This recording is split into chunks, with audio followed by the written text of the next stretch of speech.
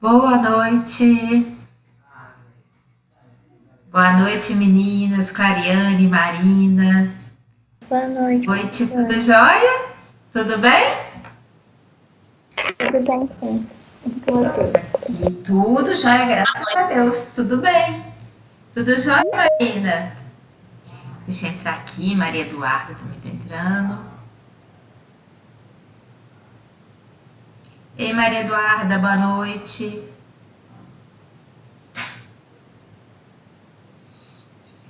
Aqui.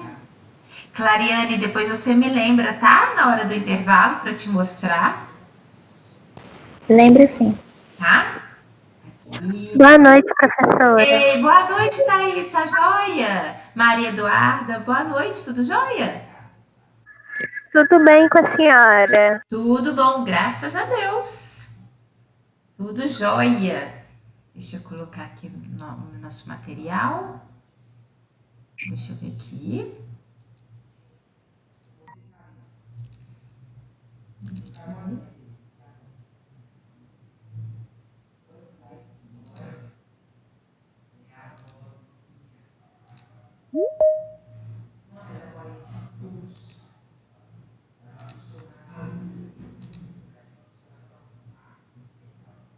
Ei, Sibeli, boa noite.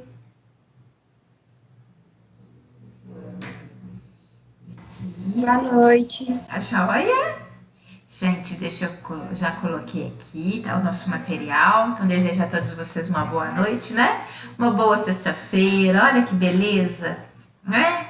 Vamos aí finalizar mais uma semana com a graça de Deus. Então a todos nós uma boa noite, viu? Deixo aqui aqueles avisos de sempre, não tem nenhuma novidade nesse sentido, só chamando atenção para a elaboração, né, do ED. No caso de vocês é o Cultura Digital. E em relação ao desafio Nota Máxima, que eu tenho sempre falado aqui com vocês, eu recebi ontem por WhatsApp da professora coordenadora Tarabal. Acredito que vocês tenham também recebido, tá? Mas eu tenho passado, né? Passei ontem e hoje de manhã para os meus alunos, que esse desafio Nota Máxima intensivão de reta final, que do dia 23 de novembro a 6 de dezembro, que é o nosso último intensivo do semestre, e é em dose dupla. Nessas 2 semanas, os alunos poderão alcançar até 3.200 pontos do desafio Nota Máxima, com 12 listas de exercícios, 6 em cada semana, e 2 questões de desafio, uma em cada semana. É a última oportunidade dos alunos alavancarem a quantidade de listas feitas e, consequentemente, a quantidade de pontos adquiridos por eles no desafio Nota Máxima.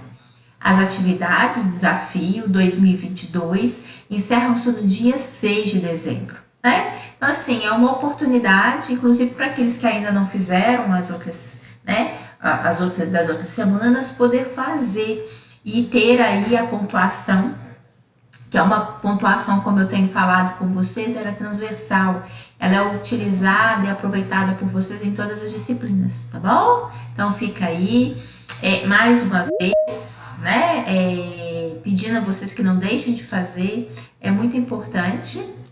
Núbia, boa noite, seja bem-vinda. É importante, né, fazer essas atividades, elas ajudam em termos de formação e é uma pontuação que é utilizada e muito importante nas nossas disciplinas, tá bom? De uma maneira geral. E aqui eu tenho falado isso, né? Venho lembrar a vocês. Hoje é o prazo máximo para entrega do vídeo, né?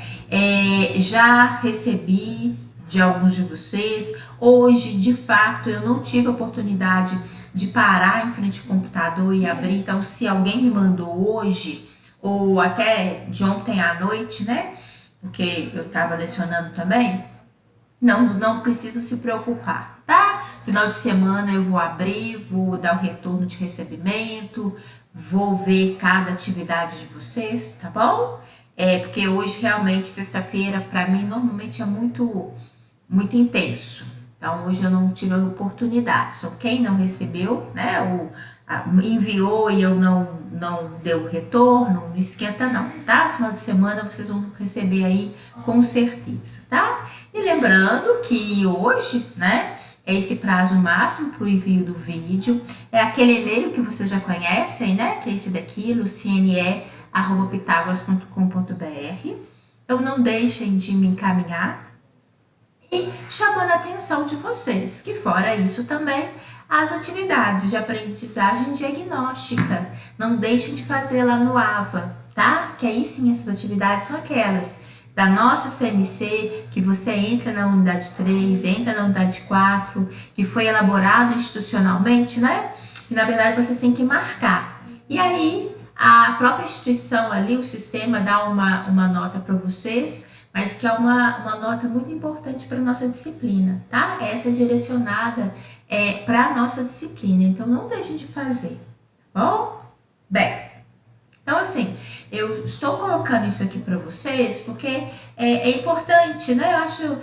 Eu sempre encaminho, igual como eu encaminho para vocês a divisão de pontos, no início da etapa, tá lá postado no AVA, mas eu acho importante a gente frisar e lembrar, porque eventualmente tem aluno que às vezes, né, esquece, enfim, tem tanta coisa. Então eu sempre gosto de lembrar para vocês não perderem, né, a oportunidade, não perder prazo, tá bom?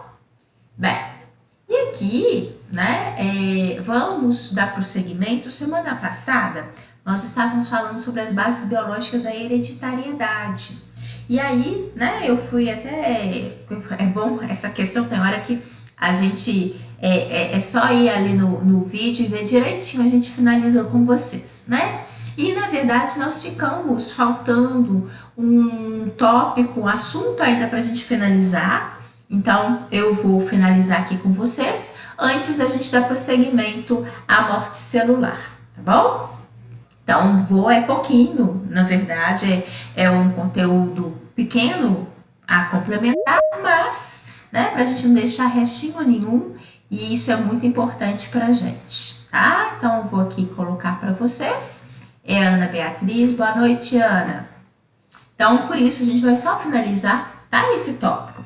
E lembrando, né, porque nós estávamos falando semana passada justamente abordando esse assunto que é tão importante, tão interessante, que chama a atenção, né, de todos nós desde que o mundo é mundo, que é o que baseia-se, né, as características que sejam hereditárias, que são transmitidas de geração em geração. Então a gente estava chamando a atenção, nós conversamos a esse respeito, nós vimos que as características que nós herdamos, elas vão muito além, né, do que um aspecto físico, uma leitura física, que é o que a gente denomina de fenótipo, né? Nós também herdamos características que eventualmente possam sugerir doenças, né? E isso, inclusive, é o que é muito importante. Afinal de contas, esses, né, quando tem alguma alteração no bom funcionamento orgânico, é que acaba impactando a todos nós, né? De fato, impactando é isso.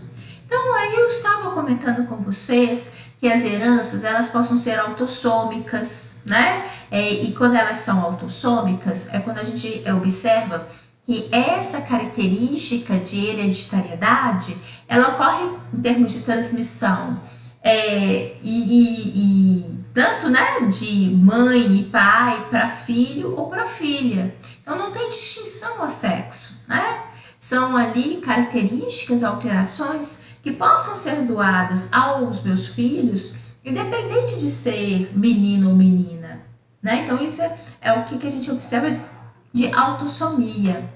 E as heranças, elas possam ser dominantes ou recessivas, né? Com aquele critério que eu também apresentei para vocês, que dominância, característica dominante é aquela que ela se manifesta, né? Mesmo em dose única, ou seja, com um único cromossomo, ou recessivo. Recessivo é aquela característica que, para ela se manifestar, para que eu de fato manifeste aquela característica, ela tem obrigatoriamente que aparecer em dose dupla, tá? O que eu estou falando aqui com você, gente, é o que a gente viu semana passada. Ei, Lu, boa noite. O que eu tô chamando a atenção é só mesmo. Oi? É só mesmo para chamar, para a gente recordar um pouquinho, né? Assim, para te dar continuidade, tá bom? E aí, nesse contexto é que eu estava colocando para vocês exemplos, né? Justamente exemplos de situações que impactam e que possam ser transmitidas de mãe ou pai para filho ou filha, né? E que possam impactar de alguma forma a vida dessas pessoas que herdam essas características, tá? E nós estamos falando dessa herança autossômica recessiva.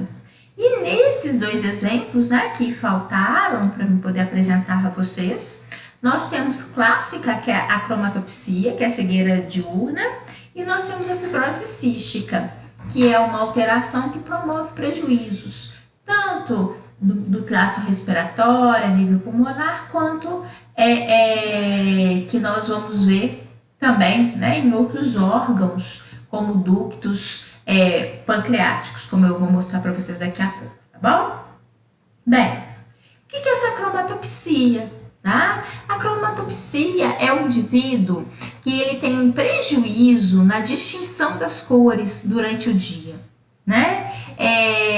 Por isso que a gente fala uma cegueira diurna. Por quê? O indivíduo tem uma fotofobia. O que é fotofobia? Fobia à luminosidade, fobia à presença, né, maior de luz. Então, isso gera nesse indivíduo um incômodo e ele acaba tendo um prejuízo na distinção das cores, tá? Não significa, na hora que a gente fala cegueira diurna, não significa que o indivíduo não consegue enxergar, né? Mas, diante do que ele está enxergando, ele normalmente enxerga em tons de cinza, tá? Não consegue fazer uma distinção exata das cores. Então, isso é o que caracteriza. Quando chega um período noturno, que tem uma diminuição da luminosidade, esse indivíduo tende a ter uma observação, né, das cores, assim como elas são de fato, tá bom? Então, tem uma melhoria na capacidade visual no período noturno. A fibrose cística, como eu falei com vocês, ela promove a alteração, né? Sempre aqui a gente está falando de situações que impactam, né? O detalhe é que, de alguma forma, quando a gente fala de acromatopsia, é lógico que existe prejuízo, né, ao indivíduo, mas de qualquer forma ele consegue, até mesmo se adapta, né? As pessoas adaptam muito a essa característica. Mas, no caso específico da fibrose cística, nós observamos um prejuízo realmente mais severo à saúde do indivíduo, né? Impacta mais nesse sentido, por quê? Na fibrose cística, que é essa herança, ela é autossômica, ela é recessiva, né? Ela promove alterações justamente na via condutora do ar que a gente respira, né? Então vamos imaginar, a gente respira, o ar passa pela cavidade nasal, região da faringe, laringe, né? Depois tem a região da traqueia, brônquio, brônquios, bronquíolos, enfim. Toda essa via é o que nós denominamos de via condutora, porque ela está conduzindo o ar atmosférico até chegar aos nossos pulmões. E é aqui que é o local da troca gasosa, né? Bem, por que é isso importante? Porque uma alteração no cromossomo 7 promove nessa via condutora, na verdade, um aumento da concentração de cloreto de cloreto. E com isso, o que nós observamos? Um aumento na produção do muco. É importante a gente destacar que toda a via respiratória de indivíduos, todos nós, né? Mesmo indivíduos saudáveis, nós sempre temos a presença de muco. Oi, Rosiane, boa noite. Nós sempre temos a presença de muco. Tanto é que na cavidade nasal, a gente tem uma secreçãozinha.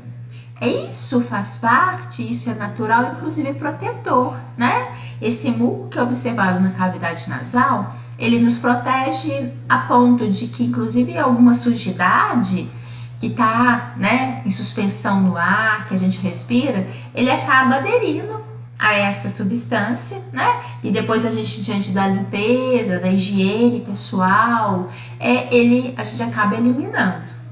Bem, só que nessa situação, o indivíduo começa a ter um aumento exacerbado na produção desse muco. E essa característica, né, dessa presença dessa secreção, ela ocorre não só na região nasal, mas como toda a via respiratória, inclusive nessa porção condutora. Então, o indivíduo começa a produzir de uma maneira exacerbada, exagerada desse muco. Isso acontece, né, como eu falei com vocês anteriormente, não só na via condutora do sistema respiratório, como também na região de ducto do pâncreas, que eu vou mostrar para vocês daqui a pouco. Aqui tá mais bonitinho para vocês enxergarem isso. O que tem? Percebam aqui, né, nessa imagem, o autor inclusive deu um zoom aqui pra gente perceber que internamente nessa região, né, que é a região dos bronquíolos, o indivíduo começa a ter uma superprodução de muco. E isso prejudica a passagem do ar, né? Então prejudica o trato respiratório. E uma coisa também é inquestionável, o aumento de muco, ele é mais sugestivo da pessoa, por exemplo, entrando em contato com bactérias, né? Ali ser um bom ambiente para desenvolvimento de micro-organismos, tá bom? E outra coisa aqui nessa imagem, dá para vocês perceberem melhor, na hora que eu falo que ocorre, né, o aumento de muco na região de ducto do pâncreas, o que nós temos? Percebam vocês que aqui, ó, o autor deu um zoom, né, que é essa regiãozinha daqui, e que aí nós podemos perceber que internamente ducto é essa região condutora, que conduz, na verdade, as enzimas que são produzidas pelo pâncreas e que devem ser liberados aqui, ó, que é o nosso intestino delgado, tá? Então, a partir do momento que esse indivíduo tem um aumento da produção de muco nessa regiãozinha de ducto, consequentemente, ele começa também a ter prejuízos na liberação do material que é produzido pelo pâncreas e que faz parte do contexto do trato digestório, né? Que é muito importante, inclusive para neutralizar, né, aquele alimento que está chegando aqui extremamente ácido. O alimento que está chegando aqui no intestino delgado, ele vem do estômago, né? Então, da região gástrica. Então, ele vem com muita acidez. Então, essas enzimas pancreáticas, elas são importantes porque elas vão ajudar a neutralizar esse material ácido e, consequentemente, evitar com que haja algum prejuízo ao epitélio intestinal por essa secreção ácida, tá bom? Então, eu estou falando isso só para vocês perceberem como que uma alteração, né, pontual e o que isso, na verdade, sugere de prejuízos, né? Boa noite, Miriane.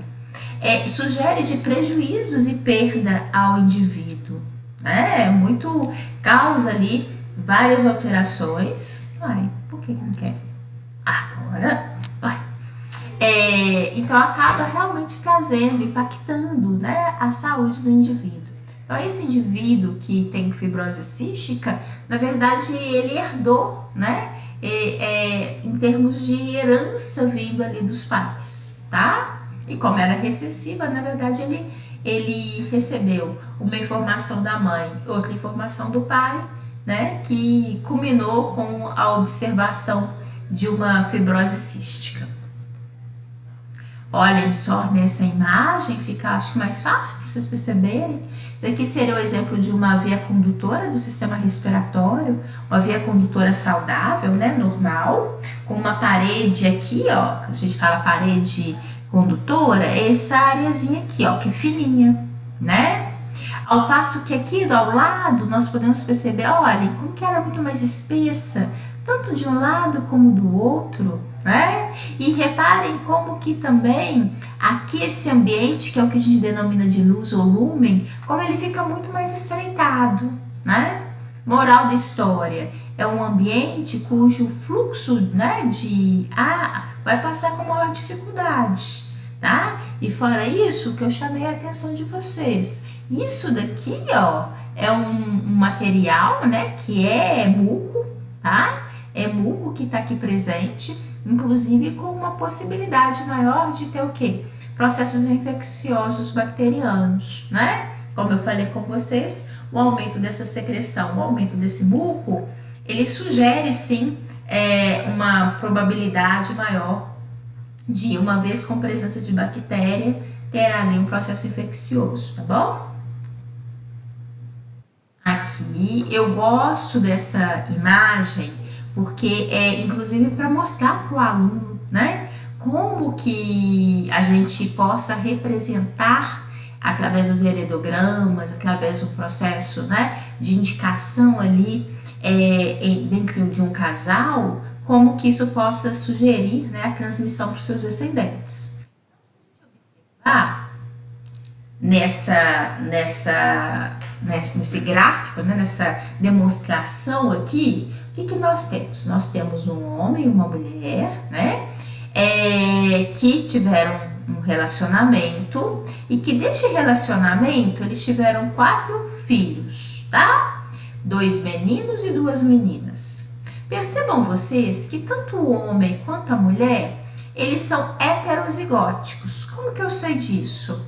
Basta a observação aqui no caso da cor das camisas deles, que aqui está, né? Tá misto, uma vermelha e outra esverdeada. E aqui também. Vocês podem ver que esse menino aqui, ele tá com a camisa toda vermelha.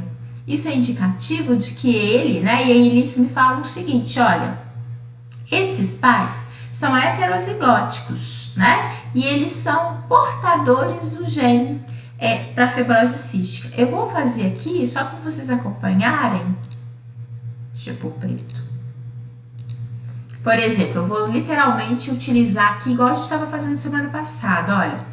Vou pôr aqui. Ele é heterozigótico, então ele é azão, azinho, num cruzamento com a fêmea, azão, azinho, tá?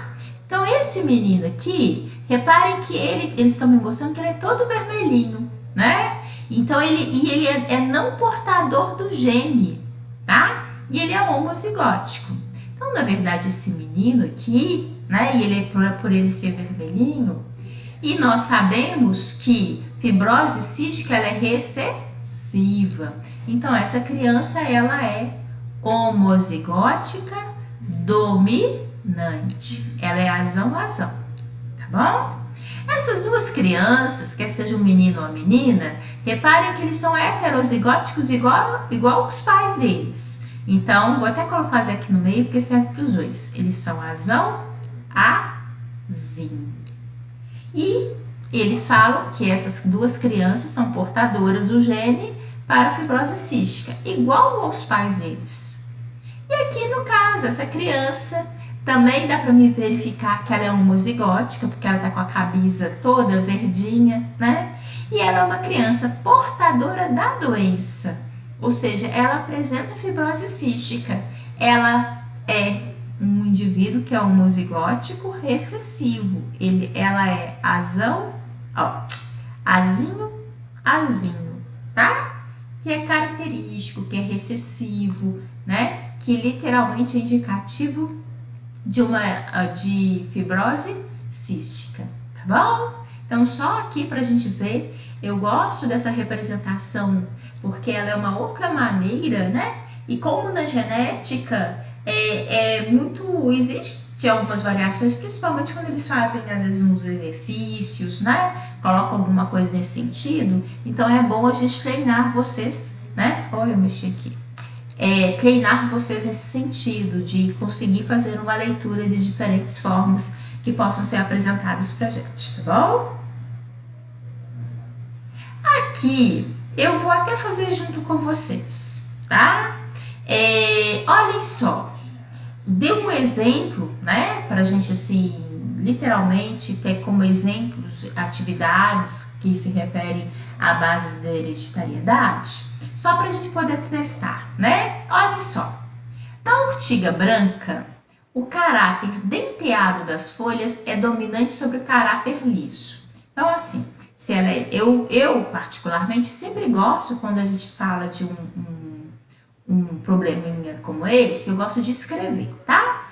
Tem até aqui, gente, mas eu quero fazer junto com vocês, só pra gente acompanhar o raciocínio, tá bom? Então depois até bonitinho ali, e a minha letra aqui não vai ficar legal, mas eu não vou deixar de fazer, porque aí vocês vão acompanhar comigo, tá?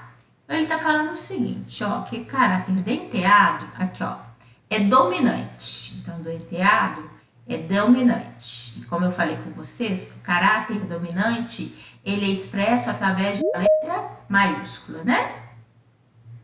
Gerdilane, boa noite. Aqui.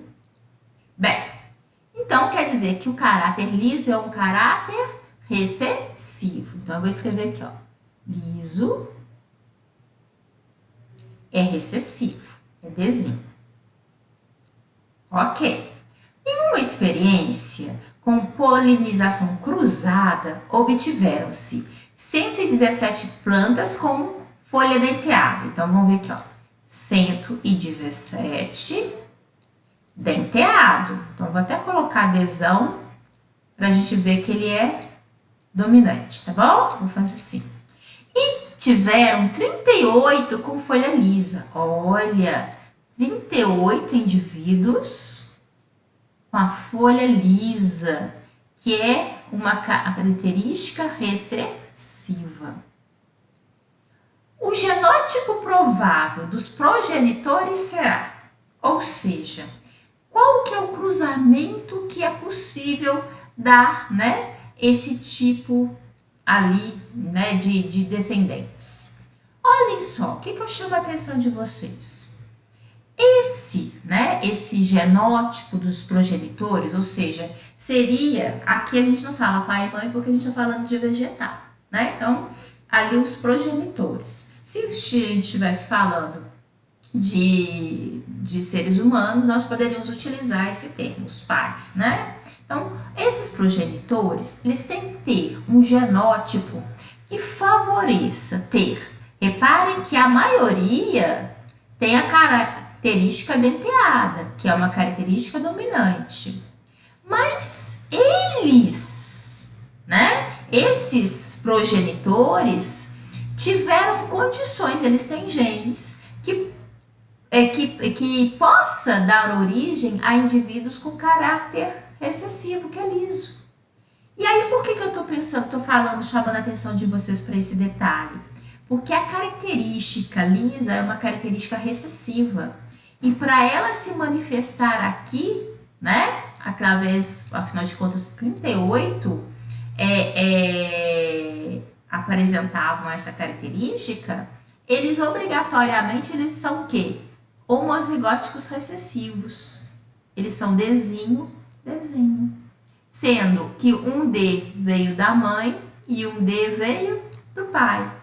Então, provavelmente, olha, o genótipo dos progenitores deva ser, olhem só, Dzinho, cruzando com Dzinho. Por quê? Se eles são heterozigóticos, né, é possível haver um cruzamento com descendentes com a característica recessiva. Então, aqui, nós podemos verificar, ó, que a adesão, ele é aqui, ó, Dzinho, tá? Eu até, deixa eu colocar aqui para vocês, que aí tá bonitinho, né? Olhem, eu escrevi aqui bonitinho. Aquilo que eu escrevi aqui é porque eu fiz questão de fazer assim com vocês, porque é como se a gente estivesse literalmente fazendo. Então, eu sempre, quando aparecer, porventura para vocês, um probleminha como esse, né, que na genética tem dessas questões, anote ali, vai pegando as informações que estão sendo listadas, né? Observe que às vezes na hora da gente anotar, isso nos chama atenção, né? Então eu fiz questão de fazer, embora seja rabiscado, mas para vocês verem como que a gente para pensar e raciocinar em cima de uma atividade como essa. Aqui, na verdade, a partir disso, a gente dá para marcar e é essa questão. Só que, inclusive, a gente pode até confirmar se esse tipo de cruzamento realmente daria, né? Até do contexto de números. Então, olhem só, se a gente observar, desão, desenho, desão, desenho. E aqui eu coloquei bonitinho para vocês aquele xadrez mendeliano que eu mostrei para vocês semana passada. Lembram? Vou fazer aqui, ó, só para vocês acompanharem comigo. Ó, xadrez mendeliano, quando eu falei com vocês que parece que a gente está fazendo um jogo da velha, né? Olha, onde eu coloco. Vamos ver esse cruzamento desão, desenho, o que que dá? Desão, desenho, desão, desenho. Tá? Eu vou fazer aqui, isso, tá certo. Eu vou fazer aqui aquilo que eu já fiz aqui, tá bom? Mas é que eu quero só que vocês acompanhem comigo. Desão com desão é desão, desão, tá? Desenho com desão, desão, desenho. É aquilo que eu falei com vocês, olha, não importa aqui a ordem, né? Se é desenho ou desão primeiro. Normalmente a gente padroniza colocar a letra maiúscula primeiro para ser chamativo, para você perceber que é um heterozigótico que está aqui. Desão, desenho. Desenho, desenho. Ou seja, neste tipo de cruzamento, nós teríamos, e aquilo que eu mostrei para vocês semana passada, cada quadrinho desse aqui, ó, deixa eu pegar aqui, cada quadradinho desse daqui, ó, corresponde a 25%, tá bom? Então, aqui, esse indivíduo, ele seria homozigótico, dominante.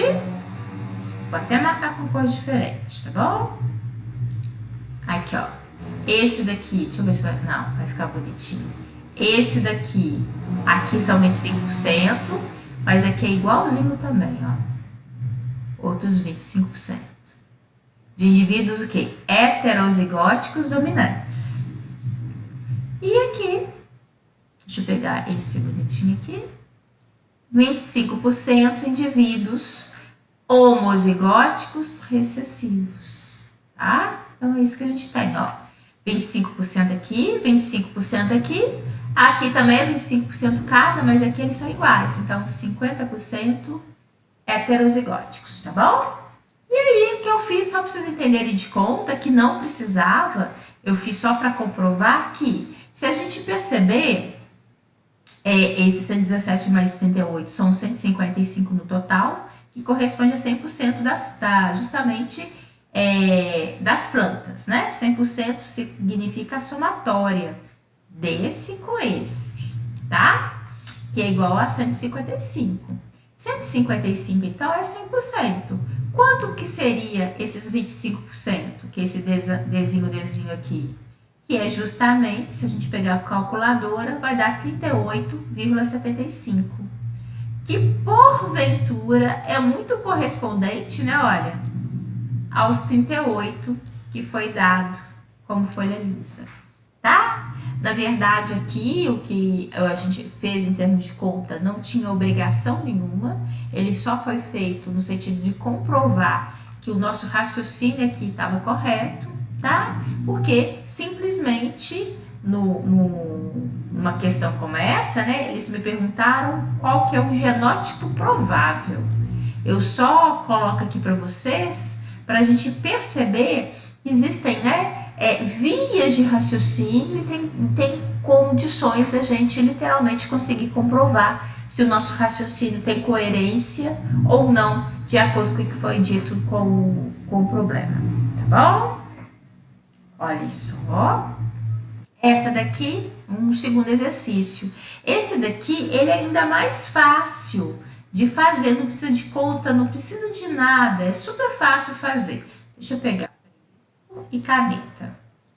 Vamos ver. Nos coelhos, a cor preta dos pelos é dominante. Então, escreva aqui, ó. Preto é igual dominante. Então, se ele é dominante, ele é pé grandão. Do cruzamento entre coelhos pretos heterozigóticos. Olha só, preto heterozigótico. Então, ele é pezão Vizinho. Oi, gente, o meu vizinho tá mexendo com moto lá na rua. E esse barulho que vocês estão ouvindo é ele mexendo com moto, tá? Não tem como a gente falar que não pode mexer com moto, né? Nessa questão de pandemia, dá vontade pra gente falar com a vizinhança, né? Ó, vizinhança, eu tô trabalhando, né? É muito louco. É igual o meu menino, quando meu menino tem que apresentar trabalho também aqui online. É impressionante, ele até já falou. É a hora que passa o carro vendendo ovo, pente de ovos. Não tem outra. É o ovo, é o ovo, é o ovo e ele ali apresentando trabalho. Não tem outra. Na hora que você precisa, a galera resolve fazer barulho, tá? Então, agora parece que parou um pouquinho. Não tá nada, tá lá mexendo na moto. Enfim, vejamos. Vejamos aqui. Do cruzamento entre coelhos pretos heterozigóticos, que é isso daqui, ó. Preto, porque é a característica dominante, porque foi falado. E ele é heterozigótico. Resultou 360 crias. Então, isso daqui, nossa, deu 360 crias. Nesses 360, o número de heterozigóticos será aproximadamente de. Como eu vou saber? Poxa, fazer o cruzamento. Quer ver? Deixa eu apagar ali, ó. Esse aqui é super fácil. Super tranquilo. Resolver. A conta é basicona, mas eu vou fazer aqui só para vocês acompanharem comigo, tá bom? Olhem só. Vou fazer aquele xadrez mendeliano. Vai ficar bonitinho aqui, ó. Tá? Ó, que é pesão. Aqui. Pesão. E quando é assim, gente, eu faço bem para não ter dúvida, tá bom? Fazer um pezinho aqui bem triste, bem esmilinguido, só para chamar atenção. E a gente tem que ter cuidado, sabe por quê?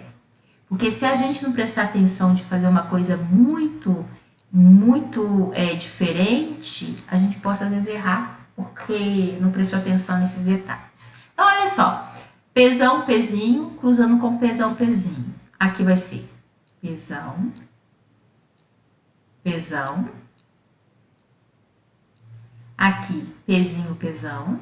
Então, vou colocar o maior primeiro. Aqui, o pequenininho. Aqui, né? Pesão, pezinho. Ó. Tem que ter cuidado para literalmente chamar a atenção do que você está fazendo. E aqui, pezinho, pezinho. Pezinho, pezinho. Ok, fiz o cruzamento. Então, nesses, né, deram 360 crias, ou seja, que é 100%. O número de heterozigóticos. Quem que são heterozigóticos aqui? Se a gente observar, ó, deixa eu pegar um amarelo. Quem que são os heterozigóticos? Heterozigótico é esse daqui, ó. Tanto nós temos aqui, como aqui, ó. São indivíduos heterozigóticos, que corresponde, cada um é 25%, significa que no total eu tenho 50%. Deixa eu só ver aqui, gente. Deixa eu ver aqui. Oi, deixa eu ver. Ah, ok, Ana. Tá. Eu recebi aqui, tá bom? Bem, então olhem só. 50%, ou seja, metade. Metade de 360 é 180. Então, aqui a resposta seria isso daqui, ó. 180. Tá? O que eu fiz com vocês, eu acho que aqui. Também fiz aqui. Tá? Ou seja, eu tô deixando direitinho o raciocínio aqui para vocês, né? Para vocês eventualmente ali aí em casa, na hora de estudar, para poder ter, né? Para poder realmente acompanhar, fica registrado na live. Mas na verdade, o que eu quis? Por que eu fiz questão de fazer esses rabiscos aqui com vocês? Para a gente acompanhar o raciocínio, tá? Para vocês verem. E até mesmo essa sugestão. Tá fazendo um problemazinho de genética? Aquilo que está sendo falado, anota. Aquilo é importante, é onde a gente tira a referência, né? Do que de fato a gente precisa de fazer, o que a gente precisa ali para saber da resposta, tá bom? Então, essas questões aqui, né? Só para deixar claro, tem a resposta toda bonitinha aqui, gravada para vocês, bonitinho, né? Para não ter letra feia nem nada nesse sentido, mas eu acho que é importante também a gente ter essa noção como que foi construído, né? Por que eu cheguei a essa conclusão? Se eu tivesse que fazer aqui, literalmente, como que seria o fazer, né? Pegar literalmente o lápis ali e escrever e fazer, tá bom? Bem, na verdade, isso é o que ficou faltando de semana passada, tá? Mas eu não queria deixar restinho nenhum, mesmo porque eu acho importante, né? A gente aqui trabalhando com esse assunto e até mesmo esses dois exercíciozinhos que são simples, mas eu acho que é válido a gente ter como referência, como exemplo, tá bom? E é agora que nós vamos começar o nosso assunto propriamente dito da noite de hoje, tá certo? Quero saber se alguém quer ter alguma pergunta, alguma coisa a falar. Podem, vocês sabem que eu sempre falo para vocês, podem participar, podem perguntar, né? Não só podem como devem, então fiquem à vontade. Tem alguma coisa, querem perguntar alguma coisa antes da gente prosseguir? Enfim, ok? Então tá. Só porque, né, qualquer coisa, tô aqui, podem me perguntar. E depois também vem com calma, né, com tranquilidade, para poder acompanhar e ver como que, né, esse raciocínio. Que é simples e fácil, mas é só para não ter dúvida, tá bom? Então, como eu falei com vocês, a gente vai iniciar agora, né, literalmente o assunto da noite de hoje. É falar sobre morte celular. Eu sempre chamo a atenção dos meus alunos o seguinte: na hora que a gente tá na CMC e a gente fala de morte celular, a gente pode ter certeza, a gente está finalizando, né, a nossa disciplina, que é isso que a gente está fazendo.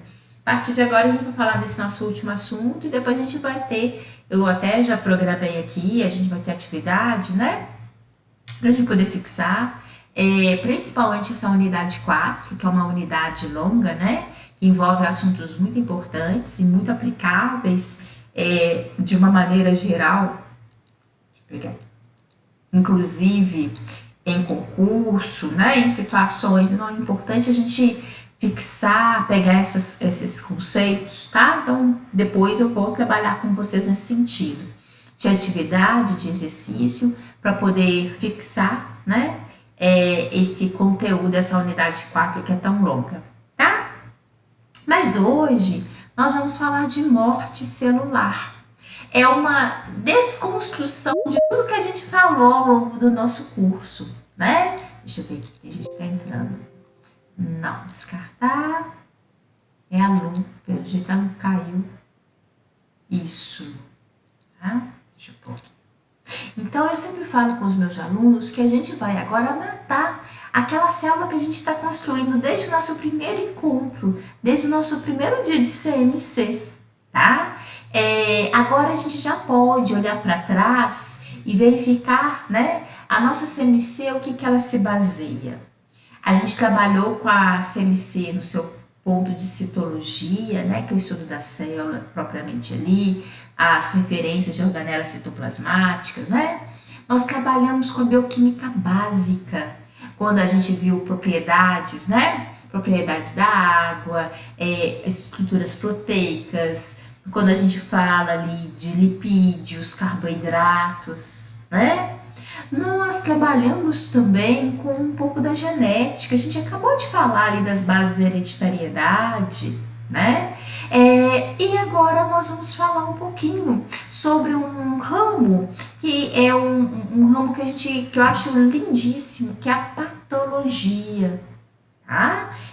Por que eu estou falando disso? Porque eu acho que é importante para a gente, na hora que a gente tem a construção da nossa disciplina, né, poder olhar para trás, inclusive para vocês terem a noção de quanto, né, desses assuntos que nós falamos aqui, nós abordamos, o quanto vai ser ainda estendido a vocês, né, no contexto aplicado em outras disciplinas. Tanto é que na hora que a gente vem e fala, né, aborda essa patologia, falando sobre a morte celular, o que é a patologia? É o estudo das doenças, né? É o estudo das doenças. Então, quando a gente fala sobre esse processo de morte de célula, envolve muito impacto. E vocês vão ver, porque existem duas vias clássicas de morte celular, e uma das vias é um lado patológico, é um lado danoso, que prejudica o funcionamento orgânico, tá? Então é interessante, eu sempre chamo a atenção de vocês, percebam que na hora que a gente fala desse aspecto, né, dentro da patologia, a gente precisa de lembrar do funcionamento normal da célula, tá? Então, ou seja, quem entende patologia, ele precisa de saber muito bem a fisiologia, o processo natural, né, o funcionamento adequado, para que ele possa perceber as alterações, os prejuízos, né? Então, isso que a gente vai abordar um pouco aqui dentro desse contexto, tá? Uma outra coisa também que eu acho muito importante falar para o aluno, desde o início, tá? É que quando a gente fala morte celular, a palavrinha morte ela é pejorativa, né? Sempre nos remete a uma situação ruim. Mas eu preciso chamar a atenção de vocês que na hora que a gente fala sobre morte celular, nem sempre é necessariamente ruim. Como eu acabei de falar com vocês, existem dois tipos clássicos de morte celular, tá? Sendo um patológico, sim, aí esse é maléfico, traz prejuízos sérios ao organismo, mas existe uma outra via de morte celular, que é a morte celular programada, que é fisiológica na maioria das vezes. E essa morte celular, ela não é danosa não, muito pelo contrário. Ela traz benefícios ao nosso organismo. Vocês vão ver que até no ventre materno existem células ali que sofrem morte por apoptose e que é absolutamente normal e bem-vindo ao nosso desenvolvimento. E outra coisa, para vocês terem uma ideia, as nossas células, né, elas podem sofrer mutação, elas podem alterar a sua composição, né, sua estrutura celular, e isso é muito danoso. Mas quando elas mudam, normalmente o nosso organismo, ele consegue identificar que aquela célula mudou, né? E ela possa sofrer morte, ser induzida a sofrer morte programada. Bem, só que há algumas situações, como no caso da neoplasia, que é o caso do câncer, em que essas células, na verdade, só vão conseguir se manter e vão conseguir, né, inclusive se desenvolver, dando origem e ao crescimento de um tumor, porque essas células perdem a capacidade de haver essa morte programada. Tá? Então, por isso que eu acho importante, reparem vocês que eu estou aqui no slide ainda do assunto, né? Mas é porque antes de falar do assunto propriamente dito, eu acho fundamental a gente conversar a respeito, né? Então, perceber isso, eu estou falando de morte celular, mas cuidado, não vamos ter um preconceito com esse termo. Há momentos que de fato essa morte celular possa ser danosa, mas não é sempre assim não. Há momentos que ela possa ser, na verdade, um ganho ao funcionamento orgânico, porque é preferível que aquela célula morra do que necessariamente, às vezes, ela continuar ativa, se desenvolvendo, tá? Bem, então, diante disso é que eu convido vocês, né, a trabalhar aqui com esses dois aspectos de morte celular. E aí, percebam vocês, deixa eu pegar aqui meu pointer. O que nós temos, né? Nós temos nossas células normais, que são saudáveis, que estão funcionais. Bem, só que todos nós, nosso dia a dia, as nossas células são submetidas a diferentes situações. E diante disso, possa acontecer uma lesão. Uma lesão à célula. Por exemplo, vou contar um segredinho para vocês. Eu até tenho boa vontade, assim, eu gosto de ir para a cozinha, sabe? Final de semana, fazer uma coisinha diferente. Eu acho muito bom, né? Às vezes eu tenho esses entusiasmos. Mas frequentemente eu saio da cozinha com um queimadinho daqui, um rasguinho de cá, né? Ou seja, alguma coisa no meio do caminho. Por quê? Tenho boa vontade, até gosto do métier, mas falta um pouquinho de jeito, tem hora, né? Então, isso por que eu estou falando? Porque a gente sabe, um queimadinho então incomoda, às vezes possa ser relativamente pouca coisa, né? Mas aquilo dali, ó, vai incomodar, aquilo dali vai render uns bons dias, né? E aquilo dali nada mais é do que uma lesão celular. Aquele local, né, que fica aquele queimado, aquela alteração ali tecidual, na verdade o que aconteceu foi uma lesão à célula, tá? Então, no nosso dia a dia, isso é fato. A gente está aí no dia a dia, a gente cai, a gente machuca, né? Existem situações em que a gente possa promover uma lesão à nossa célula. Existem algumas situações que essa lesão ela realmente é branda, né? Tende a fazer com que rapidamente aquela célula possa voltar ao seu padrão de normalidade, se adaptando, ou essa lesão possa se durar um pouco mais, né? Se estender ali por um tempo e ainda ter algumas alterações nessa célula. Só que é perceptível que a nossa célula, ela tem ali, né? Depende muito do que aconteceu. Existem algumas células que, mesmo lesionadas, elas possam cair por uma alteração que é o que a gente denomina de reversível. Por quê? Embora ela se altere, embora ela precise de um tempo, mas aquela célula pode voltar a ser considerada uma célula normal. Se for isso, tudo bem, né? Antes disso, é preferível. Boa noite, Miriane. Boa noite, Miriane. É preferível até que, de fato, isso aconteça, né? Só que há alguns momentos em que aquela lesão à célula possa levar a uma situação irreversível. Ou seja, aquela célula foi lesionada, promoveu alterações celulares e essa célula, infelizmente, ela não tem como voltar a ser uma célula normal. Daí, né, ela vai caminhar para um processo de morte celular.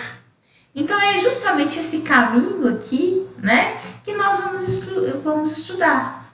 Esse caminho de morte celular, em que se deu devido a uma lesão, né, ninguém está programado. Nós não temos. Gente, caiu um cisco no meu olho, tá incomodando demais. Ai.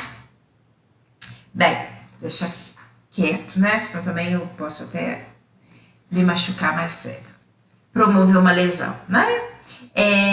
O que a gente chama atenção? Que isso, né, possa acontecer. A gente, essa morte que foi aqui no caso, que vem a ocorrer proveniente dessa lesão, é uma morte não programada, que nós damos o nome de necrose, tá? E, logicamente, possa vir a ter consequências em função, né, dessa morte celular.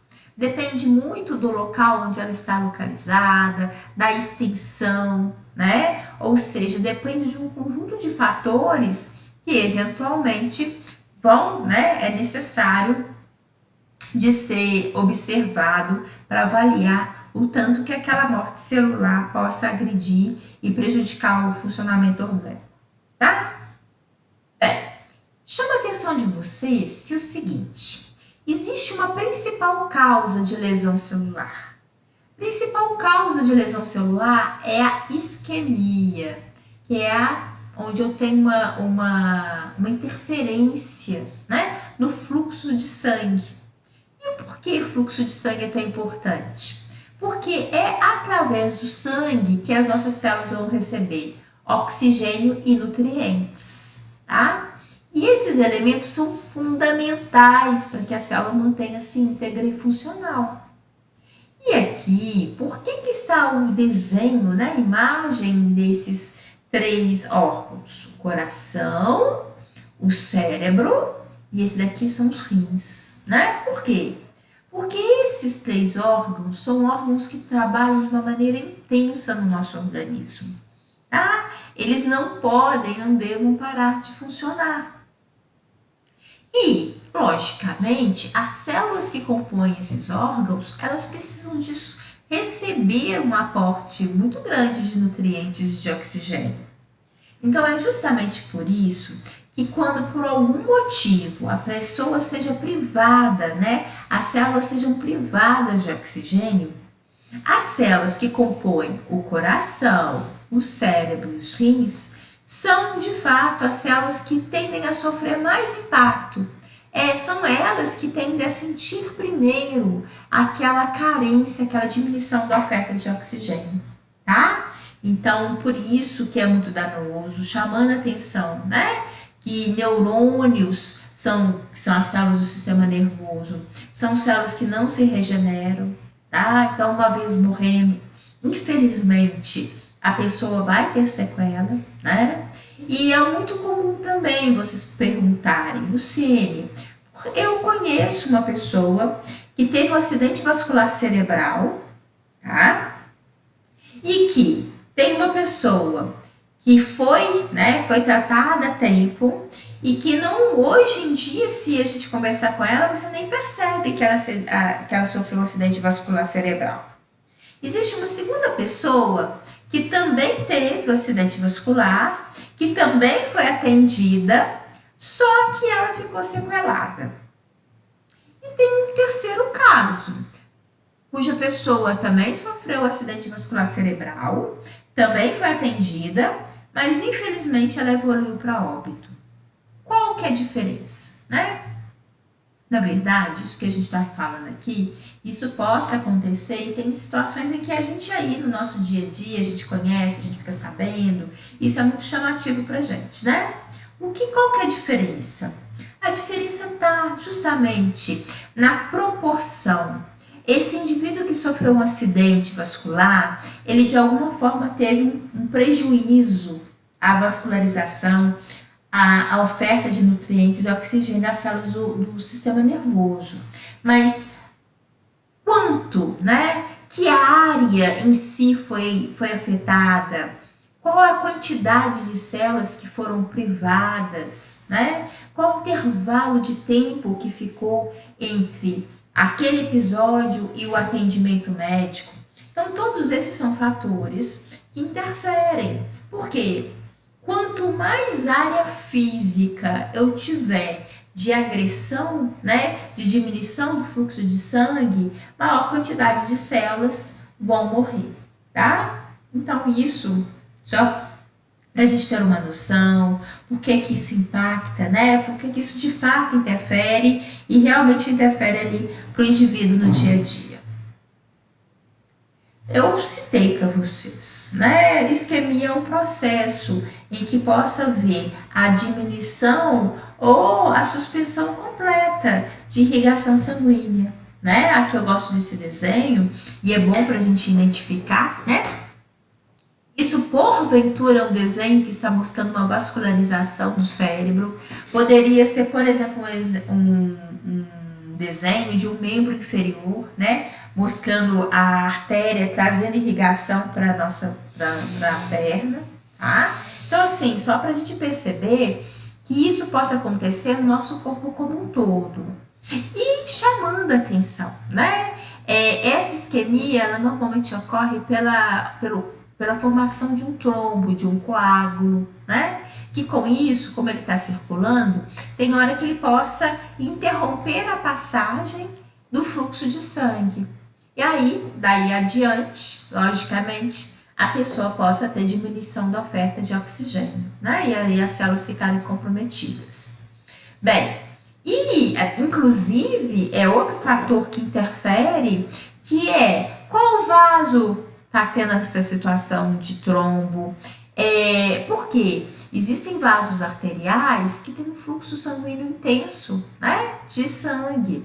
e que, consequentemente, se houver ali uma formação de um trombo, vai prejudicar demais a circulação de sangue naquela área.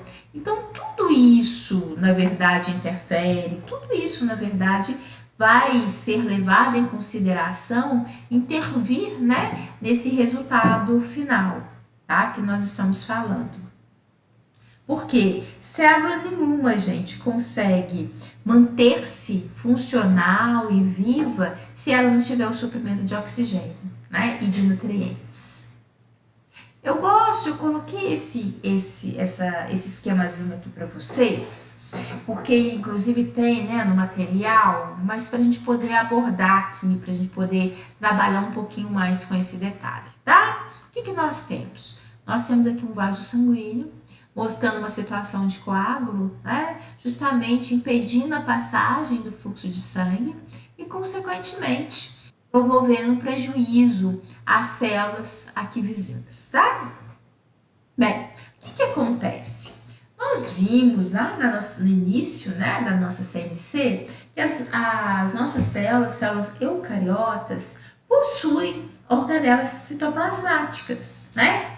E dentre elas tem essa daqui, que é a mitocôndria, que é uma organela muito importante. Na verdade, eu até falei com vocês, não existe organela que seja mais importante, mas a mitocôndria ela tem um aspecto funcional muito particular e que a faz ser realmente muito importante. É que ela é a geradora de energia. A mitocôndria sintetiza ATP. E ATP, né, essa energia celular, ela é fundamental, porque se a célula tem energia, ela consegue trabalhar de uma maneira adequada, ser funcional, tá? Com a isquemia, com a diminuição da oferta de oxigênio para as células, a mitocôndria, ela vai sofrer, né, com essa diminuição ou até mesmo a ausência de oxigênio à célula onde ela está. Então, a mitocôndria, ela vai deixar de ser tão funcional. Ela vai deixar de produzir ATP. Por isso que a setinha aqui, ó, colocando diminuição da produção de ATP, tá? A mitocôndria ela é também responsável pela fosforilização oxidativa, que é um processo respiratório da célula, né? E ela também vai ter prejuízo e queda nessa função. Bem, em consequência dessas quedas, o que a gente vai perceber? Nessa célula onde existe essa mitocôndria, haverá uma interferência na estrutura da membrana, na membrana plasmática. Se a gente lembrar lá no passado, né, a estrutura membranosa é uma estrutura que permite a entrada e saída de elementos, né? E dentre eles, sódio, que é um íon, tá, observado no nosso organismo, que eu chamei a atenção de vocês quando nós estudamos água. Quando a gente fala de água, quando a gente fala de compartimento, né, líquido, nós utilizamos duas siglazinhas, que é o LIC e o LEC. LIC é o líquido intracelular, ou seja, aquilo que é observado dentro da célula, né? E o LEC, que é o líquido extracelular. Bem, por que eu estou falando disso? Porque é padrão de que o sódio, esse elemento químico, ele tende a ser observado em maior quantidade no leque, que é o líquido extracelular. Tanto é que ele é um exemplo que a gente denomina de transporte ativo, porque ele, quando ele entra na nossa célula, ele tende a sair, contrariando, né, o gradiente de concentração. Porque como ele tem normalmente pouco dentro da célula, uma vez ele entrando, ele deveria manter. Mas não é o que acontece. Ele sai, tá? E isso, a célula banca por esse fator dele sair. Só que com essa diminuição de energia, né, com essa interferência que nós estamos falando, vai haver uma queda do funcionamento dessa bomba de sódio e potássio. Então, como consequência disso, é observado um aumento de sódio dentro do líquido intracelular, dentro do ambiente intracelular. E o que isso significa? Uma coisa vocês podem ter certeza, né, e guardar isso, que vocês vão utilizar esse conceito, inclusive no sistema circulatório, né? Por quê? O sódio, ele retém água, ele associa-se a moléculas de água, né? Então, onde eu tenho sódio, eu tenho recrutamento de água. Então, a partir do momento que tem uma interferência nessa bomba de sódio e potássio, onde eu tenho uma maior quantidade de sódio agora dentro da célula, ela vai aumentar o volume, ela vai edemasiar, que é uma característica, tá? Bem, isso nós teremos ainda outras alterações, mas eu vou falar para vocês adiante, tá? Retículo endoplasmático, ribossomo, enfim. Existe também uma maior produção de ácido láctico, como o próprio nome sugere, né? Ácido. Então, o aumento de substâncias ácidas dentro da célula vai interferir no pH. Não sei se vocês se recordam, nós vimos o pH, né? Ainda na unidade 2. E o pH das nossas células se mantém em torno de 7,4, que é um pH neutro. Com o aumento da produção do ácido láctico, esse pH vai ficar mais ácido, ou seja, é um pH que vai diminuir, vai aumentar a acidez. Bem, é interessante isso vai ter um impacto inclusive no funcionamento das enzimas digestivas, que eu vou chamar a atenção para vocês daqui a pouco, tá? E uma outra coisa também importante, que vai vir em tabela, né, em conjunto com todas essas alterações, é que haverá, se vocês se recordam, os ribossomos são produtores, né, eles são responsáveis por sintetizar a proteína. Eles estão agregados à parede do retículo endoplasmático rugoso. Bem, com essas alterações, os ribossomos vão se desprender do retículo endoplasmático e, consequentemente, haverá uma diminuição na síntese de proteína daquela célula, tá? Então, eu chamo a atenção de vocês, esse esquema, tá? Eu vou explicar isso em detalhes para vocês daqui adiante, só que eu acho que ele é bem objetivo, ele é bem sintético e é importante, porque ele cita aqui essas alterações que vão ocorrer numa situação de isquemia, tá? Olhem aqui, tem o desenho mais uma vez da mitocôndria, bonito, com a estrutura membranosa, né? Se vocês se recordarem, nós vimos que a mitocôndria é uma endomembrana, ela é uma organela citoplasmática envolvida por estrutura membranosa. E ela apresenta internamente essas estruturazinhas circulares aqui, que é o citocromo. Citocromo é uma estrutura proteica, tá? Que ajuda, assim, inclusive, na síntese de energia. Bem, o que é interessante? Que com todo esse processo que nós estamos falando, nessa situação de isquemia, a gente vai perceber uma perda, né, da função da mitocôndria. Ela vai se alterar, tá? E com essa alteração, o que vai acontecer? Vai haver lesão na mitocôndria, tá? Ela vai alterar, inclusive às vezes ela possa alterar formato, né? Vai ter inclusive liberação dessa estrutura de citocromo, que é essa estrutura proteica. Vai haver acúmulo de radical livre dentro dessa estrutura, tá? E além de tudo, também haverá interferência, prejudicando a unidade de membrana que envolve essas mitocôndrias. Então, são muitas alterações que ocorrem, né, numa organela citoplasmática que seja tão importante. Inclusive, a gente fala que a alteração da mitocôndria é o principal fator que faz isso daqui, ó. O que faz, né, de uma lesão caminhar para um ponto de ser reversível ou, nesse caso, o que faz daquela lesão se tornar agora irreversível e dar origem à morte da célula, né? Acredita-se, pelos estudos que nós temos hoje, que o principal motivo que faz com que aquela lesão realmente justifique a morte de uma célula é a lesão à mitocôndria. Enquanto a célula sofreu algumas alterações, mas as mitocôndrias estiverem preservadas, não tem problema algum, tá? Ela consegue, não é que não tem problema algum, essa alteração, ela ainda é possível de ser recuperada. Essa lesão ainda é possível, né, ser de alguma forma colocada em segundo plano e essa célula voltar a ser um aspecto normal. Mas a partir do momento que existe essa disfunção da mitocôndria, realmente como se fosse um sinalizador para que essa célula realmente ela está fadada a entrar no processo de morte. Aqui, para ilustrar para vocês aquilo que eu tinha chamado anteriormente a atenção de vocês, né? Que é essa presença, essa alteração da membrana, inclusive no que a gente chama dessa bomba de sódio e potássio, tá? Aqui é um pequeno videozinho para ilustrar a vocês, né?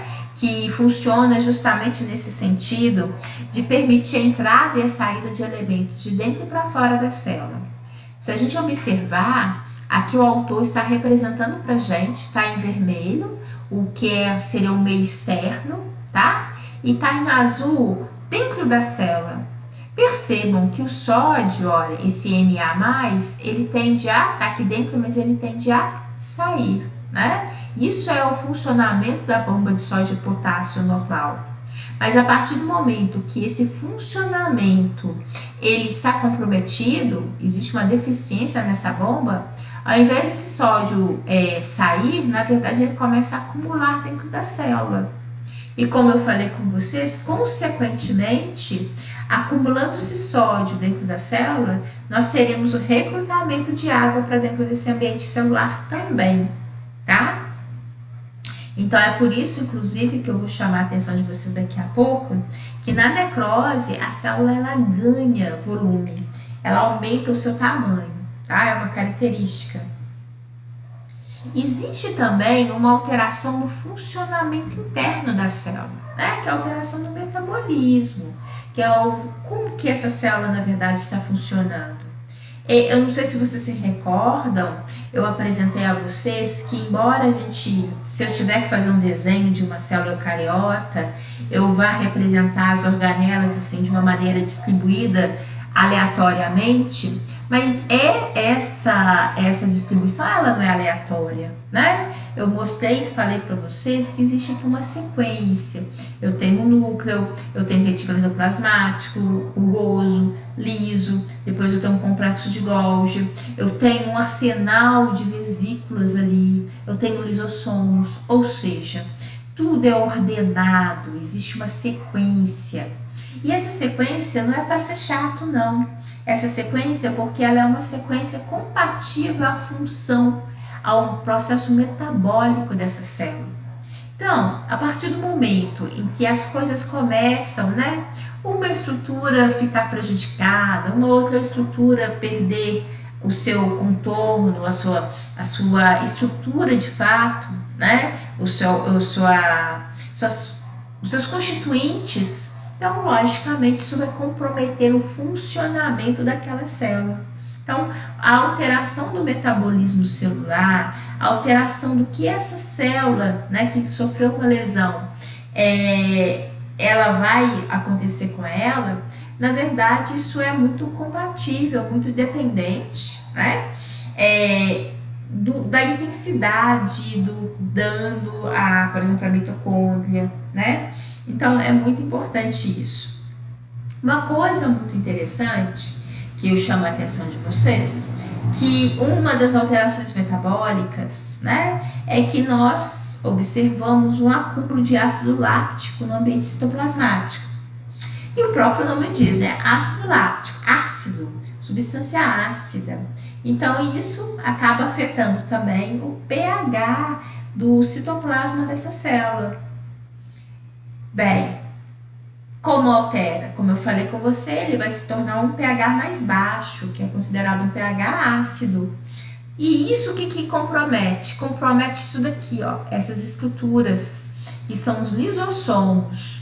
Se vocês recordarem do que nós vimos, os lisossomos são vesículas que contêm enzimas digestivas dentro delas, tá? E o que é importante? Enzimas que digerem, tá? Mas que a célula está protegida porque essas enzimas, elas são atuantes em pH ácido. E é justamente por isso que a gente está falando do lisossomo nesse contexto. Porque eu acabei de falar com vocês que essa célula vai ter um acúmulo de ácido láctico e, consequentemente, o pH dela, que era considerado neutro, vai se tornar um pH ácido.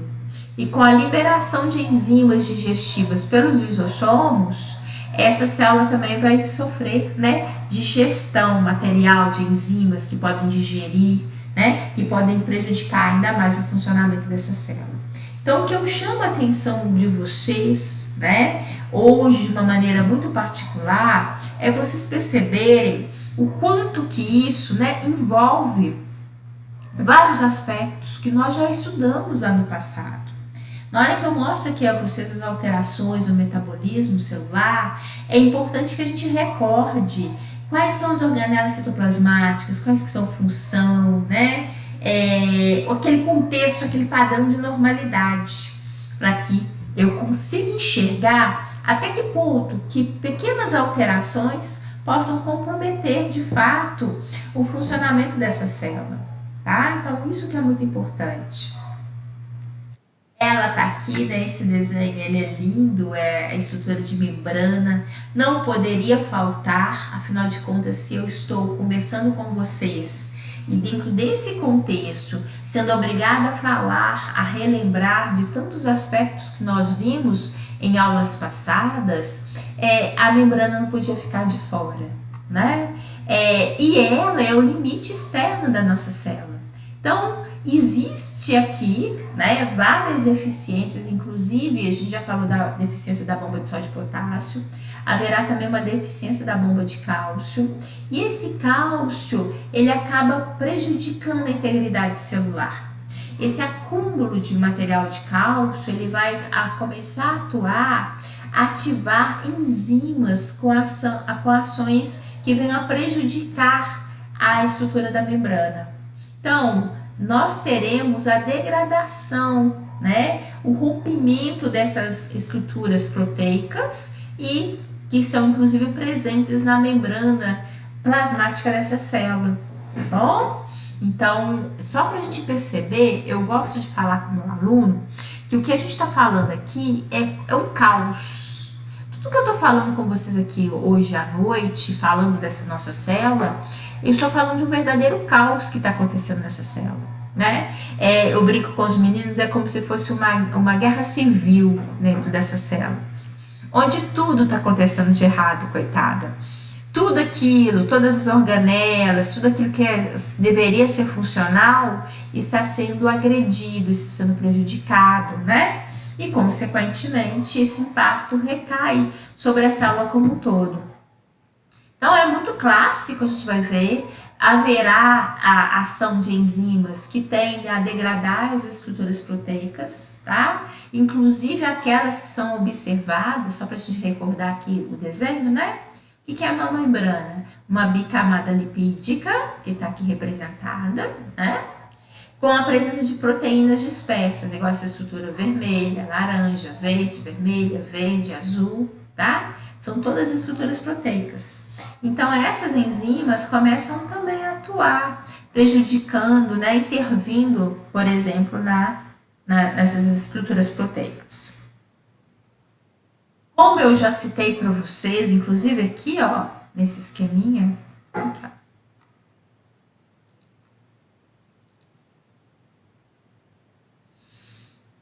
Aqui, ó, desprendimento dos ribossomos, tá? E que vai impactar na diminuição da síntese de proteínas, tá?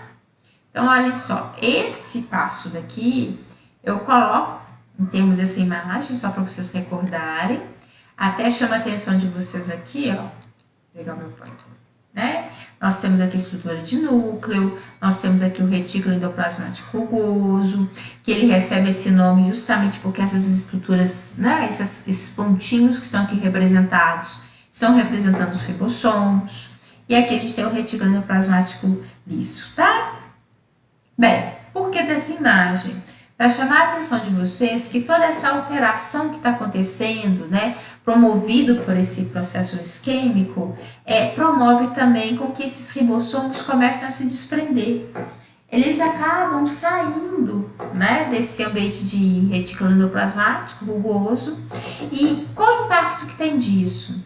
Se a gente recordar, ribossomo, ele sintetiza proteína. Então, a partir do momento que nós temos as estruturas que sintetizam proteína, né, sendo despregadas, sendo, na verdade, retiradas do ambiente do qual ele naturalmente fica e sintetiza proteína, consequentemente, estou interferindo na síntese proteica, né? E isso é importante? E se a gente recordar ao longo de toda a nossa CMC, quantas vezes eu vim aqui apresentar a vocês proteínas, funções, né? Inclusive, só para a gente recordar, existem proteínas mais simples, existem proteínas complexas, né? Inclusive classificadas como quaternárias, enfim. Então, só para mostrar a vocês, relembrar a vocês, na verdade não estou mostrando, estou relembrando coisas que nós falamos ao longo do nosso curso, né, ao longo da nossa CMC. Então, quando ela desprende, quando essa estrutura ribossomal ela sai, ela, na verdade, ela está perdendo função e ela está impactando com a diminuição da produção de proteínas. Eu coloco aqui, tá? Isso aqui para vocês é uma representação, é como se fosse, de fato, né, um resuminho do que a gente viu, tá? É um resuminho do que a gente viu até então, que é muito importante. Eu chamo a atenção de vocês porque isso a gente pega, né? Por exemplo, quando a gente pega ali um livro de patologia, quando a gente vem falando sobre esse assunto, é isso que a gente tem. Então, entender esse processo, entender o que está acontecendo aqui, né, é muito importante. Então, olhem só para vocês verem. Eu até coloquei aqui um desenho, uma situação de infarto do miocárdio, é uma situação de hipóxia, né, onde a gente tem uma diminuição, uma privação de oxigênio às células do miocárdio, tá? Então, o primeiro fator aqui que leva a uma lesão, o principal fator que leva a lesão celular, qualquer que seja essa célula, é hipóxia ou isquemia, onde eu tenho ali a diminuição da oferta de oxigênio, tá? Consequentemente, vai afetar a síntese de ATP. Por quê? Essa hipóxia interfere nas mitocôndrias, que por sua vez são responsáveis de produzir ATP, que é energia para a célula. Com essa diminuição da síntese de ATP, vai desencadear várias alterações em cascata, gerando prejuízo ao funcionamento daquela célula. Vai promover uma alteração da bomba de sódio e potássio, como a gente viu, com acúmulo de sódio dentro da célula e, consequentemente, esse fator gera o aumento do volume da célula, porque vai recrutar água para dentro da célula. Haverá também alterações nas estruturas das organelas citoplasmáticas, que também ganham volume. Haverá uma interferência na síntese de ATP também pela via respiratória, tá? Haverá um acúmulo do ácido láctico e, consequentemente, se eu tiver uma maior quantidade de substâncias ácidas, vou interferir no pH dessa célula, fazendo com que ela seja ácido. E como eu falei com você, chamei a atenção o seguinte: pH ácido da célula, nesse ambiente citoplasmático, gera ambiente propício para que as enzimas lisossomais, que são ativas em pH ácido, possam atuar, tá? Então, assim, é uma série de fatores que favorece um caos dentro da célula, né? É isso que a gente está percebendo. Haverá também essa interferência da bomba de cálcio, né, com uma diminuição da bomba de cálcio. Com isso, vai ter uma quantidade maior de cálcio também dentro da célula, tá? E aí, essa maior presença de cálcio a nível celular vai gerar também prejuízos. Como assim? Ativação de enzimas, ATPases, fosfolipases, né? Inclusive, deixa eu aproveitar aqui, ó. Fosfolipases vão intervir, né, nesses fosfolipídios que estão aqui presentes, ó. Tá? Então, haverá, e é isso que eu chamo a atenção de vocês, haverá agressão na célula como um todo, né? Em vários pontos dessa célula, ela vai ser agredida. Gente, espera aí. Não, que coisa chata, né? É como, eu tô sentindo como se eu tivesse vários grãozinhos de areia no meu olho. Eu até sei o que que é. Eu lavei o rosto com esfoliante e ele tem aqueles grãozinhos que caíram no meu olho. Não, tá incomodando demais. Bem, o que que eu tenho aqui? Uma coisa, até para eu tinha passado aqui por esse slide, mas só aproveitando em termos de desenho, né? Porque eu coloquei aqui para vocês e eu acho muito importante a gente explicar, né? Isso. Porque aí depois, na hora que vocês estiverem com material, estiverem estudando aí em casa, para vocês se recordarem, entenderem por quê, né? Que as imagens, na verdade, eu sempre coloco no sentido de complementar o que está escrito e ajudar o aluno a fixar, né, com aquele conteúdo. Deixa eu ver aqui, tem alguém entrando. É a Ana Beatriz. É a Bia. Deixa eu ver aqui se ela entrou. Entrou, tá? Bia tá aí. Bem-vinda, Bia. Deixa eu colocar. Muito bem.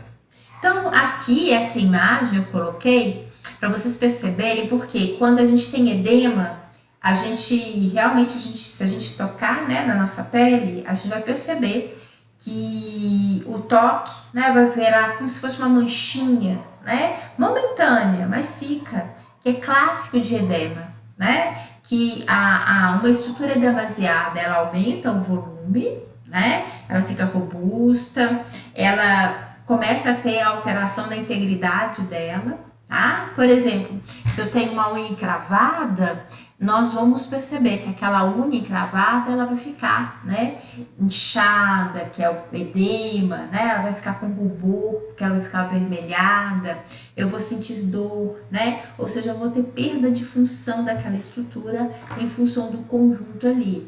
E um dos sinais, né, é o processo de edema. Então, esse edema, eu estou chamando a atenção aqui, porque é o edema que vai ocorrer a nível celular pela presença de sódio dentro da célula, tá bom? E aqui, eu até fui em slides passados para mostrar aquela membrana, porque o cálcio, quando ele começa a acumular dentro da célula, ele pode ativar enzimas, né, das quais possam intervir e também quebrar, como eu mostrei para vocês, os fosfolipídios, gerando agressão. Uma coisa que é muito importante, a membrana plasmática da célula, que é, né, a parte mais externa da célula, ela vai ser agredida, né? E é como se a nossa casa fosse agredida, porque o que acontece? A gente tem a estrutura da casa como um refúgio, né? À noite o que a gente faz? Tranca tudo para que a gente possa se sentir protegido e vai dormir, né? Bem, a célula é isso, ela tem a estrutura da membrana como se fosse uma fortaleza dela, né? Então, a partir do momento que essa fortaleza está sendo combatida, essa fortaleza tem ali enzimas intervindo na estrutura de proteína, intervindo nos fosfolipídios, né? Na verdade, eu estou, é como se quisesse arrombar. E é o que vai acontecer, vocês vão ver adiante, tá? Como nós vimos também, vou voltar aqui só para vocês, até para vocês perceberem, né, que o que eu tô falando aqui, ó, é um assunto que eu explicar o que a gente falou aqui, tá? Olha só, desprendimento dos ribossomos, né? Eles vão acontecer aqui, ó, né? Então, deslocamento dos ribossomos ou desprendimento dos ribossomos do retículo endoplasmático rugoso, e é o que eu destaquei aqui em termos do desenho também. É quando essas estruturas, esses pontinhos começam a desprender a sair, né? E como eu falei com vocês, a gente tem um comprometimento na síntese de proteína, que é isso que a gente tem aqui, ó, diminuição da síntese proteica. Essa representação, inclusive, está aqui, que é justamente, né, síntese de proteína, produção de proteína, que acontece pelos ribossomos. Aqui, chama a atenção de você, já tinha falado, né, já tinha mostrado a mitocôndria aqui, ó, só para vocês perceberem, né, aqui, ó, é a estrutura de mitocôndria, né? Aqui, ó, ela está, na verdade, em que contexto? Até para chamar a atenção de vocês, né? Que essa estrutura, que inclusive, não, essa aqui não, essa azulzinha, só um pouquinho.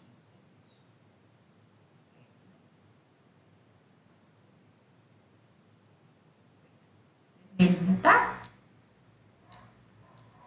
Essa estruturazinha aqui, que é o citocromo, que eu falei com vocês, né, que é uma estrutura proteica observada dentro da célula, que também é responsável, ajuda a mitocôndria a sintetizar proteína, né, a sintetizar ATP, que é energia, né. Então, o citocromo, ele começa a sair também da estrutura mitocondrial, tá bom? É importante gerar, Gestilane, caiu. Gestilane entrou, em que essa estrutura, né, de mitocôndria, ela também vai sofrer várias ações contrárias à estrutura dela, né? Vai interferir na estrutura membranosa, afinal de contas, isso daqui, ó, essa linhazinha aqui, ó, é membrana, né? Da mesma forma que eu falei com vocês dessa membrana aqui, ó, tá? Essa estrutura membranosa, a estrutura membranosa que envolve a mitocôndria também será alterada, né? Então, haverá, inclusive aqui, ó, a degradação dos fosfolipídios que são presentes nessa estrutura membranosa, né? Vai interferir na permeabilidade da membrana. O que é permeabilidade? Porque a membrana, nós já vimos, as estruturas membranosas, elas permitem o fluxo, permitem a entrada e a saída de elementos, né? De dentro para fora da célula. E aqui no contexto também, a entrada e a saída de elementos da mitocôndria. Que é? Ó, Ana, encostei aqui no seu vídeo e começou a fazer o som do seu vídeo. Que eu fui ver aqui que você me enviou. Eu até assustei com o barulho de música aqui, o seu vídeo. Deixa eu tirar aqui. Bem, eu vou ver depois, tá bom? Inclusive, semana que vem, se eu tiver um tempinho aqui, eu vou vou ver se eu consigo colocar o videozinho que vocês me mandaram, porque é muito legal, é bom, né, para vocês verem. Tem muita coisa legal que vocês produzem. Então, se tiver tempo, eu vou fazer isso, tá bom? Não prometo não, porque a gente tem que cumprir o nosso conteúdo. Mas se sobrar um tempinho, eu coloco aqui o vídeo para vocês terem oportunidade de ver uns dos outros, tá bom? Bem, e aqui, chamando a atenção, que é o que a gente estava falando, né? Essa interferência da membrana, que também envolve externamente a estrutura mitocondrial, que ela também tem a interferência, né? Tem esse prejuízo na estrutura membranosa. E com isso, é por isso que a gente percebe essas setinhas, né? Mostrando a entrada e principalmente a saída de elementos de dentro para fora da mitocôndria, né? Como eu falei com vocês, é um padrão totalmente fora da normalidade. Tudo que está acontecendo aqui está fora, né, dos padrões, fora daquele sentimento daquilo que é considerado um bom funcionamento, uma boa ação, né, funcional de tudo que a gente está vendo. Então, por isso que eu utilizei o termo, e eu acho que dá para vocês perceberem que é um termo que, de fato, né, ele é bem compatível com tantas transformações, com tantas alterações, né, que quando eu falei que é um caos, né, é uma guerra civil que está acontecendo dentro da célula, onde temos alteração da membrana plasmática, alteração da membrana mitocondrial, alteração do pH do citoplasma, liberação de enzimas digestivas que estão dentro dos lisossomos, enfim. É como se a gente tivesse, né, que de fato desconstruir tudo aquilo que é importante. Por isso que esse tipo de lesão ele gera morte celular, né? Poxa, coitada, vencer essa batalha é muito difícil. Aqui, ó, aqui até tá chamando. Lembra que eu fiz o desenhozinho aqui? Ai, não é pra riscar, não sou. Espera. Aqui. Deixa eu voltar aqui, ó. Aí, tá? Mas eu não quero riscar. Aqui eu chamei a atenção de vocês, né? Que o citocromo iria sair, né? Também nesse caos de funcionamento mitocondrial. E aqui não tem outra.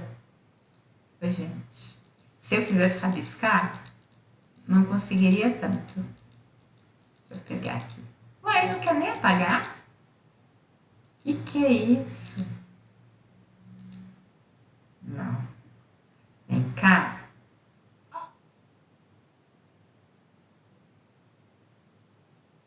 Saiu.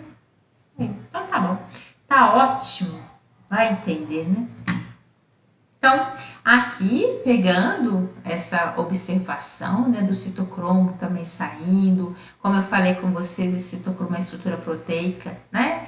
E ela literalmente é observada aqui internamente dentro das mitocôndrias e elas começam a sair, né? E elas também são importantes porque elas ajudam na síntese de ATP, né? Essas alterações, elas podem, e elas saem justamente pelo que eu comentei com vocês anteriormente, né? Que é essa alteração na permeabilidade da membrana, que como sugestivo, né? A membrana, ela controla o que entra e o que sai. Então, consequentemente, quando ela tem alguma interferência ali na sua espessura, na sua permeabilidade, ela acaba permitindo a entrada e saída muito maior de elementos do que deveria ser, né? Então é perda daquilo que é importante para o funcionamento. Por isso que existem, né, tantas, inclusive a gente fala que a mitocôndria, ela perde função, né? Aqui, disfunção mitocondrial, porque ela interfere muito, né, em toda a estrutura dela, né? E só lembrando que função mitocondrial é fundamental para um bom funcionamento celular. Toda célula, não sei se você se recorda, eu comentei com vocês lá no iniciozinho da nossa disciplina, que é típico, células ativas, qualquer que seja a célula no seu organismo, se ela for uma célula ativa, é uma célula que é rica em mitocôndria. Por quê? Ela é rica no organelo citoplasmático que produz energia, né? Por exemplo, os espermatozoides, próximo ao flagelo, que é aquela estrutura, né, que é utilizado pelos espermatozoides para locomoção, na verdade ele é rico em mitocôndria. Por quê? Para o movimento flagelar é necessário, né, haver muita geração de energia. Então, por isso. Então, só contextualizando para vocês o tanto que a função da mitocôndria e essa gestão dela, essa produção de ATP é fundamental para que a célula, na verdade, seja funcional, né? Então, a partir do momento que a gente tem essas interferências, eu tenho um prejuízo, eu tenho, de fato, né, uma alteração severa a isso daqui, ó, ao funcionamento celular. Deixa eu ver aqui. Eu não peguei o desenho, né? Mas é uma situação em que gera a esse quadro de ser irreversível, né? Quando você de fato verifica que são tantas alterações, são tantos os prejuízos internos, né? Que essa célula de fato ela acaba sendo direcionada à morte. O que eu chamo a atenção de vocês é que isso que a gente está construindo aqui é uma morte não programada. É uma morte que ela, né, esses processos são acidentais, não existe uma programação de isquemia, não existe uma programação de uma lesão, por exemplo, queimadura, ela vai promover também lesão, vai promover também alteração que a gente está falando, né? Não existe programação para isso. Né? Por isso que a gente até fala que é um processo que é patológico, porque ele não é esperado, ele promove danos, ele promove morte e ele, né, vai gerar inclusive consequências às células vizinhas, tá bom? Tô olhando aqui, a gente está no nosso horário de intervalo, a gente vai para o intervalo agora, tá bom? Eu só quero, Clariane, você tinha, né? Vão ver aqui qual que. Me fala o que. Ó, gente, estamos no intervalo, tá bom? É porque Clariane tinha me solicitado uma situação aqui. Quem quiser pode ir, pode tomar uma água, tá? A gente volta às 21 horas. Clariane, o que você quer? Me fale direitinho para me poder te ajudar. Então, como é que faz o compartilhamento do som de um vídeo? Do som de um vídeo, né? Isso. Deixa eu ver. Eu vou colocar aqui para você poder ver. Deixa eu tô logada aqui. Deixa eu ver aqui. Deixa eu abaixar aqui o som. Isso, olha. Você consegue. Deixa eu ver aqui isso. Coloca aqui. Espera, tá, ô Clariane? Eu vou chegar e vou te mostrar. Eu só tô porque, você sabe, eu não tenho muita. Eu sou meio cabeça dura com esse negócio de tecnologia. Meu filho aqui fica rindo de mim. Espera, eu vou mostrar aqui. Vou entrar aqui na internet. Eu vou mostrar, inclusive, para vocês um vídeo hoje. Já tá aqui no jeito. Vou colocar aqui ele com som. Ele é até em inglês, por isso que eu tinha até tirado o som dele. Ó, vou colocar aqui. Vou te mostrar, tá bom? Bem, compartilhar. Deixa eu ver aqui qual que é a maneira que eu consigo te mostrar. Não, eu tô para mim, né? Por isso que tá errado. Deixa eu ver aqui. Câmera. Só um pouquinho. Não. Ah, gente, se eu fizer assim, né? Oi, gente, que burrice. Aqui. Bem. Deixa eu ver uma coisa. Aqui. Aproximar.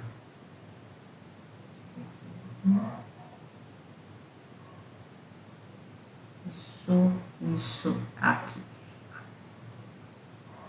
Já sei.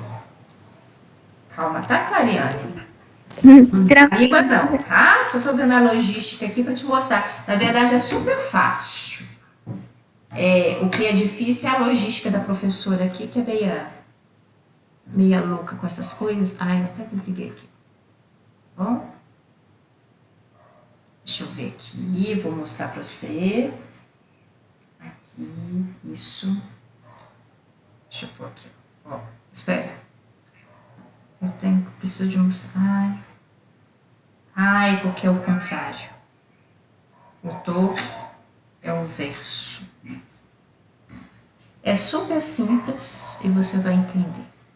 Agora sim. Deixa eu ver. Eu consigo, deixa eu acender aqui, que eu acho que tudo isso aqui vai te ajudar, vai facilitar a sua observação. Deixa eu ver aqui. Como que eu faço? Isso. Esse aqui eu não gosto, não esquenta. Ó, aqui. Deixa eu pegar aqui. Deixa eu ver. Aqui, eu tô no Teams, né? Você já usa o Teams? Você tem alguma experiência nesse sentido? Não, nenhuma. Vai ser a primeira vez, assim. É só você ou tem mais gente que também vai fazer isso? Sim, somos um grupo, né? Eu, a Maria Eduarda, a Luciana e a Thaís. Só que ainda não decidimos quem vai Tá.